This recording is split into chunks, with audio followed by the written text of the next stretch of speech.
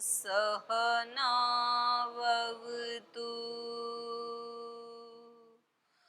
सहनौ भुनक्तु सह वीर्यं करवावहै तेजस्विनावधीतमस्तु मा विद्विषावहै ॐ शान्ति शान्ति शान्तिः।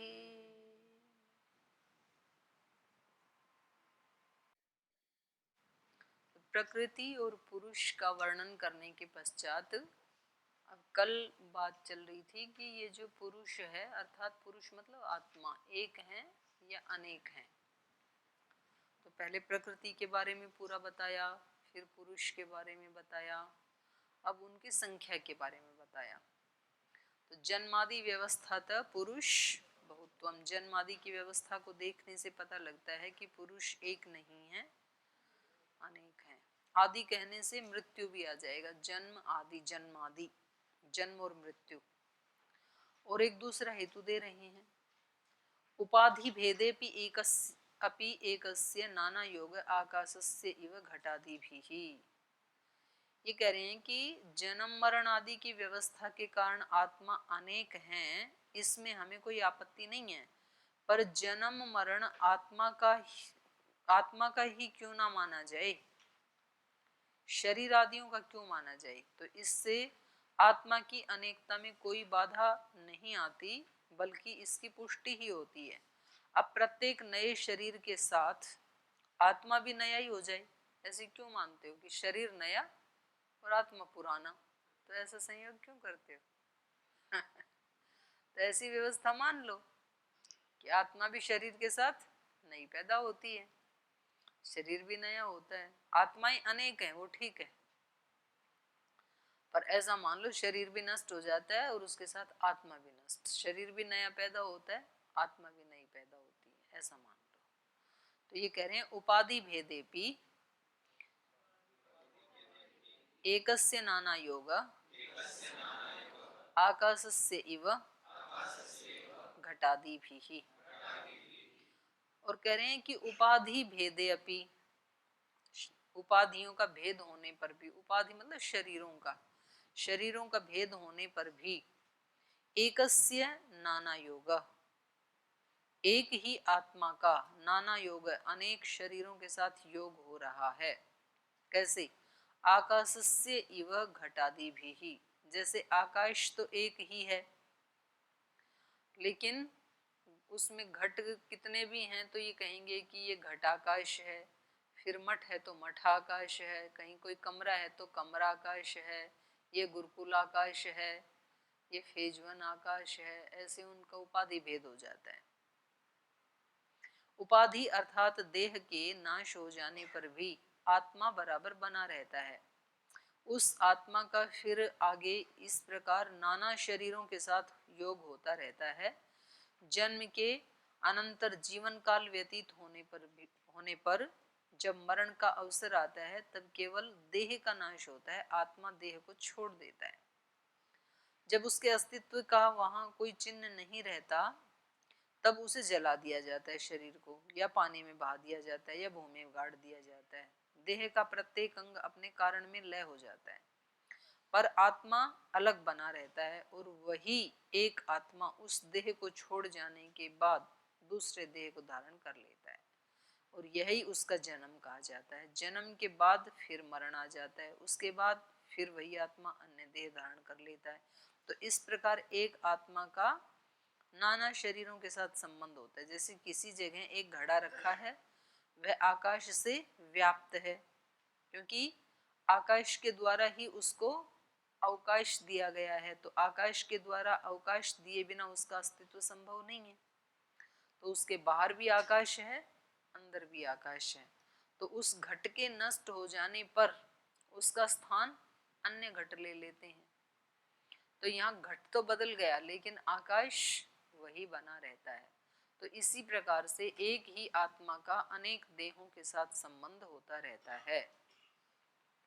आत्मा देह के समान बनता बिगड़ता नहीं है, ना कभी नया पुराना होता है।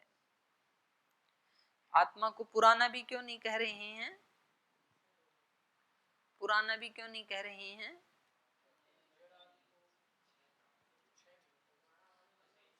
एक तो यह है कि नए की अपेक्षा से पुराना कहा जाता है ना, तो जो नया ही नहीं तो पुराना क्या होगा। और पुराना हम लोग में उसको कहते हैं जो कुछ जर्जरित हो जाए, कुछ उसका नाश हो जाए, ह्रास हो जाए उसमें, जैसे कपड़ा पुराना हो गया, शरीर पुराना हो गया, तो उसमें कुछ ह्रास हो जाता है। तो ये कह रहे हैं, इस अर्थ का उपसंहार करते हुए कह रहे हैं, उपाधिर भिद्यते न तु तद्वान। उपाधि का भेद होता है, देह का नाश होता है, न तो तद्वान, उपाधि वाले का नहीं होता है, आत्मा का नहीं होता है। ये हेतु दे रहे हैं अगला। तो प्रथम सूत्र के समान यहाँ भी उपाधि पद देह के लिए प्रयुक्त हुआ है। उत्पत्ति विनाशशाली होने के कारण देह का नाश हो जाता है, लेकिन देही का नाश नहीं होता है, क्योंकि वह नित्य और अपरिणामी है। जन्म जन्मांतरों में अनेक देहों को धारण करता हुआ भी आत्मा उनमें एक ही बना रहता है। इसी आधार पर शुभ अशुभ कर्म फलों की और बंध मोक्ष की व्यवस्था का उत्पादन किया जा सकता है। तो इस प्रकार अनेक शरीरों के बदलते रहने पर भी आत्मा उनमें एक ही बनी रहती है। तो ये आगे भी बताएंगे। और ये कह रहे हैं, उपाधि भेदे, उपाधि का भेद होने से एकस्य अपि, एक आत्मा का भी नाना योग देहादि, देहादियों के साथ योग हो जाता है, जैसे कि आकाश का। आत्मा केवल एक है, अंतःकरण अनंत है। एक है मतलब एक स्वभाव वाला है, उसमें कोई चेंज नहीं है तो अनेक सब शरीरों में, लेकिन वो बिल्कुल एक ही जैसी हैं आत्माएं। और मूल हमारा अस्तित्व क्या है, हम क्या है, मूल रूप से आत्मा ही है। तो इस दृष्टि से हम सब क्या हैं, बिल्कुल बराबर हैं, समान है सब। भेद क्या है, अंतःकरण का। आत्मा केवल एक है, अंतःकरण अनंत है, उन्हीं के द्वारा अनेक देह आदि के साथ एक आत्मा का संबंध संभव है। उसी के आधार पर जन्म मरण आदि की व्यवस्था मानी जा सकती है। जैसे एक आकाश का संबंध घट मठ अनेक पदार्थों के साथ देखा जाता है, ऐसी अवस्था में अनेक आत्माओं का माना जाना व्यर्थ है। कह रहे हैं फिर आप आत्मा भी एक ही मान लो, जो आपने उदाहरण दिया ना आकाश का, तो आकाश तो एक है और उसका घट मठ आदि अनेक उपाधियों के साथ संबंध हो जाता है। तो ऐसे सब मनुष्यों में एक ही आत्मा को मान लो, और जिस जिस उपाधि के साथ उसका योग होगा तो सारे ऐसे व्यवहार, लोक व्यवहार ऐसे चलते जाएंगे। जैसे आकाश का व्यवहार होता है, घटाकाश मठाकाश, ऐसे मनुष्यों का भी हो जाएगा। तो एक ही मान लो ना आत्मा को भी। यद्यपि इसका उत्तर तो दे दिया पीछे, जन्मादि व्यवस्था थे, एक ही मानेंगे तो फिर एक के मरने से सब मरेंगे ना। उपाधिर भिद्यते न तु तद्वान। तो इसी को ही और कह रहे हैं स्पष्टीकरण के लिए, अगला सूत्र उसको ही दोबारा कह रहे हैं क्या ये? अच्छा, जन्म मरण आदि की व्यवस्था के आधार पर जो देखा जाता है वो केवल उपाधिनिष्ठ है, मतलब दूसरे ढंग से इसका अर्थ कर रहे हैं ये। इसकी अवतरणी का ये बनाई कि एक ही आत्मा को मान ले तो फिर उपाधि तो नष्ट होती है, वो नष्ट होता नहीं है। माने घटादि तो नष्ट होते हैं, आकाश नष्ट होता नहीं है। तो ऐसे शरीर तो नष्ट होते हैं पर वो आत्मा नष्ट होता नहीं है। तो उसका अर्थ कर रहे हैं ये। जन्म मरण आदि की व्यवस्था के आधार पर जो भेद देखा जाता है वो केवल उपाधिनिष्ठ है। तो उस भेद के कारण परस्पर विभिन्न अंतःकरण आदि हैं, आत्मा नहीं। इसलिए आत्मा को अनेक न मानकर एक ही माना जाना चाहिए। तो इन सूत्रों के इन दोनों प्रकार के अर्थों में उपाधि भेद, इस पद के अर्थ का थोड़ा सा अंतर है, जो कि व्याख्या में स्पष्ट कर दिया है। उसी के आधार पर दोनों प्रकार की व्याख्या संभव है। 115 नंबर सूत्र में आकाश का घटादि के संबंध को लेकर के जो दृष्टांत दिया वो पहली व्याख्या के अनुसार केवल इतने अंश में समझना चाहिए कि एक ही आकाश प्रदेश के साथ अनेक घट आदि पदार्थों का संबंध होता रहता है। एक ही आकाश के साथ घटादि पदार्थ नष्ट होते रहते हैं पर आकाश वही बना रहता है। इसमें आकाश का स्थायित्व और घट का आशु विनाशित्व प्रदर्शित है। तो इस प्रकार आत्मा अपरिणामी और देह आदि परिणामी तत्व हैं। यद्यपि सांख्य सिद्धांत के अनुसार आकाश भी परिणामी तत्व है, जो पंचभूत वाला आकाश है, पर अन्य घटादि की अपेक्षा अधिक स्थायी है, इसलिए उसको नित्य कह दिया। आकाश भी तो पंचभूत में है तो परिणामी ही, पर वो बहुत देर में परिणाम आएगा उसका तो, और घटादि की अपेक्षा तो वो नित्य जैसा ही है। आकाश के व्यापक भाव को लेकर जो यह कहा जाता है कि आकाश घट या मठ से घिरा रहता है, तो सांख्य के अनुसार कह रहे हैं यह सर्वथा भ्रामक धारणा है। इस कथन में वास्तविकता का शीर्षासन करा दिया गया है। वस्तुभूत स्थिति यह है कि आकाश कभी घट आदि से घिरा नहीं रहता, बल्कि घट आदि समस्त एक देशी पदार्थ आकाश से घिरे रहते हैं। तो इस प्रकार शरीरों के बदलते रहने या शरीरों के भिन्न होने पर आत्मा उनमें एक ही बना रहता है, तब वर्तमान अनेक देहों में एक ही आत्मा मान लेना पड़ेगा। प्रत्येक देह में अतिरिक्त आत्मा मानना व्यर्थ है। तो अब इसका समाधान अगले सूत्र में दे रहे हैं। एवं एकत्वेन परिवर्तमानस्य न विरुद्ध धर्माध्यासः। एवं इस प्रकार आत्मा एकत्वेन, आत्मा के एकत्व के द्वारा परिवर्तमानस्य घटित व्यवहार के स्वीकार करने पर विरुद्ध धर्म अध्यास, विरुद्ध धर्मों की प्रतीति नहीं होनी चाहिए। यदि इस प्रकार वर्तमान समस्त शरीरों में एक ही आत्मा माना जाए और उसी एक आत्मा के द्वारा समस्त देहों में सुख दुख भोग बंध मोक्ष आदि होते रहना स्वीकार किया जाए, तो लोक में प्रत्यक्षतः अनुभूयमान विरुद्ध धर्मों की प्रतीति नहीं होनी चाहिए। क्यों? जब सर्वत्र एक आत्मा है तो कोई जन्म लेता है, कोई मरता है, कोई सुखी है, कोई दुखी है, कोई बद्ध है, कोई मुक्त हो चुका है। तो ये समस्त प्रकार के जो परस्पर विरोधी स्थितियां अस्तित्व में आती हैं, ये नहीं आनी चाहिए। जैसे एक देह में एक आत्मा मानने पर विरोध प्रतीति मूलक कोई दोष नहीं आता, ऐसे अनेक समस्त देहों में एक आत्मा मानने पर समस्त विरोधी घटनाओं का अभाव हो जाना चाहिए, लेकिन ये संभव नहीं है। इसलिए समस्त देहों में एक आत्मा का भोक्ता दृष्टा रूप में माना जाना असंगत है। क्या समझे? एक आत्मा मान लेंगे तो क्या हानि आएगी? आप सब में एक ही आत्मा है ऐसा मानेंगे तो क्या हानि हो जाएगी?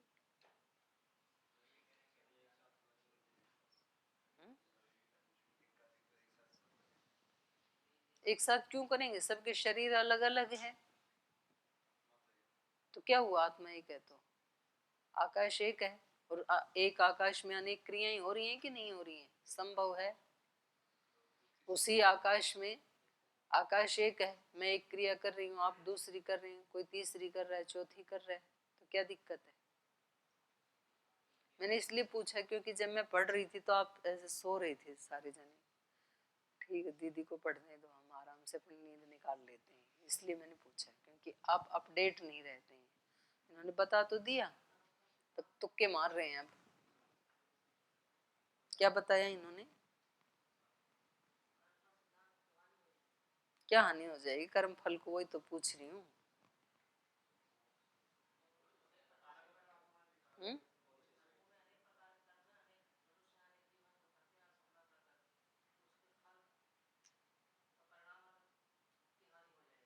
क्या हानि होगी?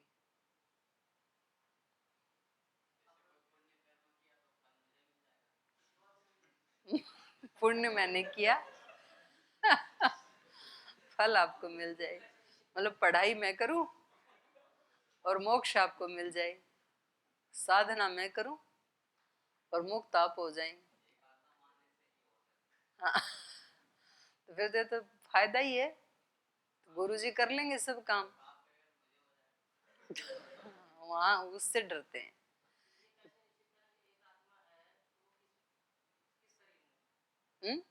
ना ना, आत्मा तो सर्वव्यापक है, आकाश की तरह। किस शरीर में नहीं, वो तो आकाश की तरह है।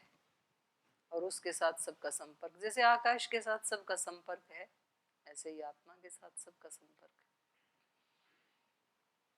परमात्मा के साथ सबका संपर्क है, एक ही होते हुए। आकाश के साथ संपर्क है, ऐसे आत्मा के साथ भी हो जाएगा, उसमें क्या दिक्कत है। नहीं नहीं, मान लेंगे ना ऐसा, यही तो कह रहे हैं।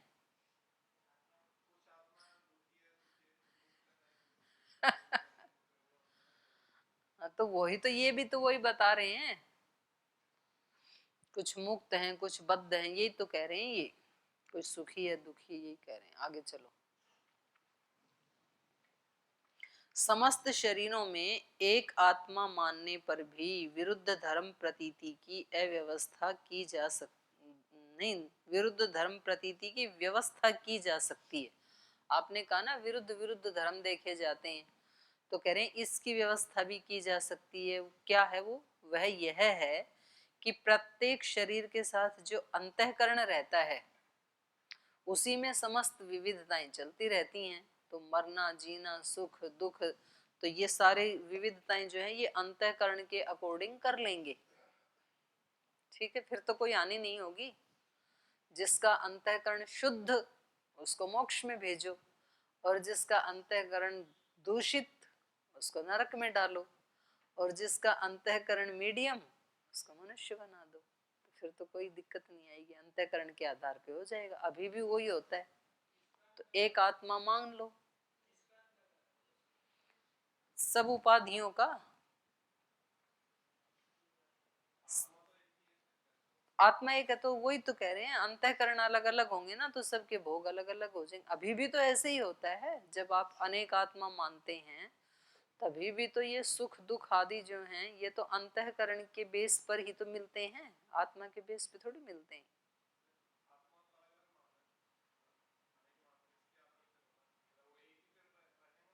तो क्या दिक्कत है? हैं? नहीं नहीं, अंतःकरण मुक्त नहीं होने देगा ना। जिसका अंतःकरण शुद्ध है उस अंतःकरण वाला मुक्त हो जाएगा।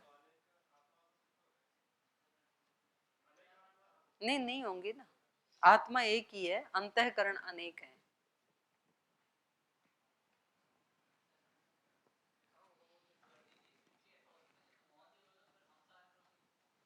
क्या?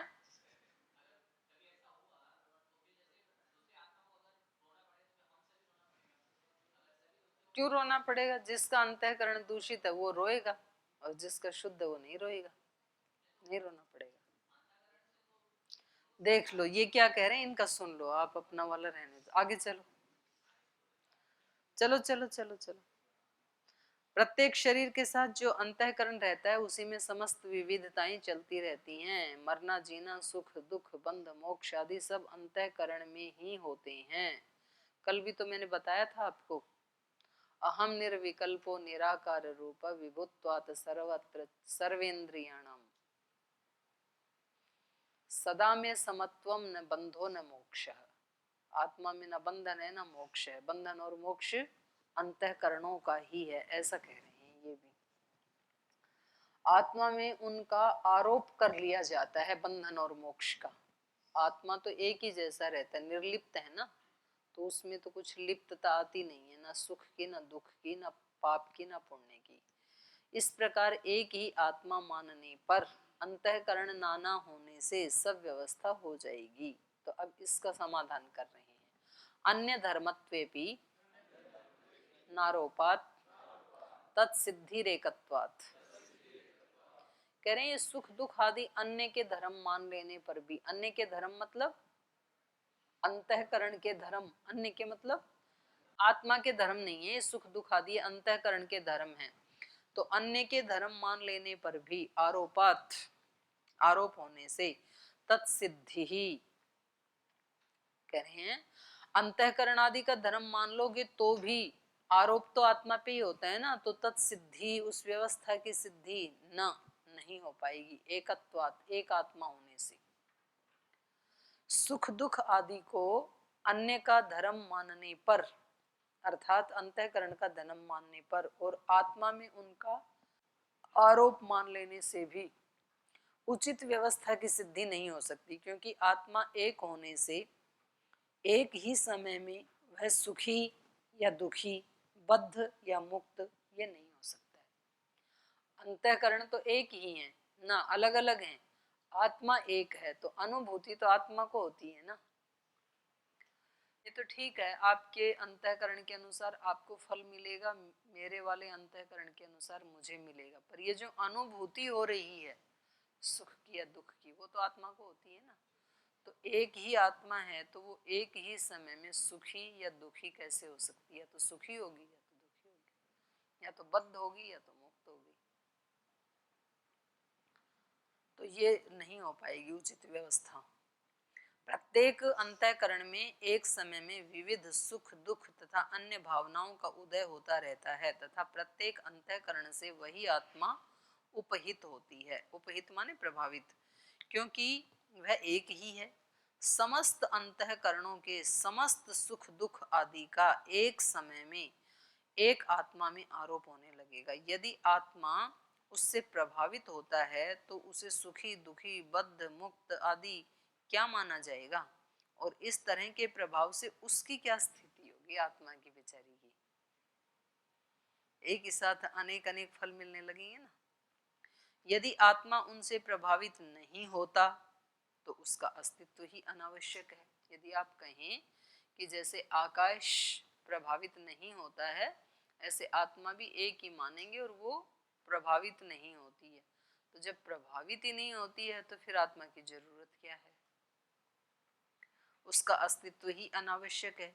यदि अंतःकरणों के सुख दुख आदि के लिए उसका अस्तित्व अपेक्षित है, क्योंकि अंतःकरण आदि का अस्तित्व ही तब रहेगा जब कोई चेतन आत्मा हो, तो कह रहे हैं उसका अस्तित्व तो जरूर है, तो वह केवल उनके लिए एक साधन मात्र बनकर रह जाएगा आत्मा, जो आत्मा को उसके वास्तविक स्थान से गिरा देता है। अब तो अंतःकरण आदि इंद्रियां आदि उसके साधन हैं, और हम कहें कि नहीं अंतःकरणों का अस्तित्व आत्मा के कारण ही संभव है, तो फिर तो आत्मा उनका साधन बन गया अंतःकरण आदि का। ऐसा मानने पर सांख्य का यह सिद्धांत भी नष्ट हो जाता है कि बुद्धि आदि प्राकृतिक समस्त पदार्थ परार्थ हैं, अर्थात आत्मा के लिए हैं, संहत परार्थत्वात्। अभी तो ये सिद्धांत है, तो ये भी नष्ट हो जाएगा। आपकी कही इस स्थिति में तो आत्मा ही बुद्धि आदि के लिए साधन बन जाता है, आत्मा साधन बन जाएगा, जबकि आप समस्त सुख दुख भोग बुद्धि में मानकर उसको इस योग्य बनाने के लिए आत्मा का अस्तित्व स्वीकार करते हैं। फलतः समस्त शरीरों में आत्मा को एक मानकर जन्म मरण सुख दुख आदि की विविधता की व्यवस्था बुद्धि आदि अंतःकरण के द्वारा संभव नहीं है। यदि आत्मा को एक नहीं माना जाता और आत्मा की एकता का प्रतिपादन करने वाले वेद वाक्यों के साथ इसका विरोध होगा। क्या कह रहे हैं ये?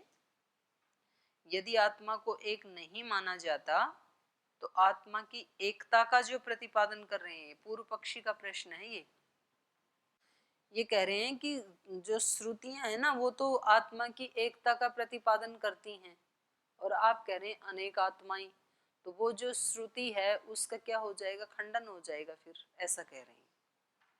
तो इसका उत्तर सुनिए, ना द्वैत श्रुति विरोधो जाति परत्वात्। कह रहे नहीं, श्रुति के एकत्व का विरोध नहीं होगा, क्योंकि वहां पर आत्मा की जाति एक जैसी है ऐसे कहा है। जाति परत्वात्, वो जो वर्णन है वो क्या है? जाति परक है वे। अद्वैत प्रतिपादक श्रुतियों के साथ विरोध नहीं होगा। जाति परक होने से आत्मा को अनेक मानने पर आत्मा की एकता का प्रतिपादन करने वाले वेद वाक्यों के साथ सांख्य सिद्धांत का कोई विरोध नहीं, क्योंकि आत्मा की एकता का प्रतिपादन उनकी समान चेतन रूपता का प्रतिपादन है। आत्मा चाहे जीवात्मा है या परमात्मा है, तो आत्मा की एक रूपता क्या है? चेतनता। चेतन रूपता एक समान है। जैसे प्रकृति में मूल से ही विलक्षणता है, विलक्षणता माने भिन्नता है,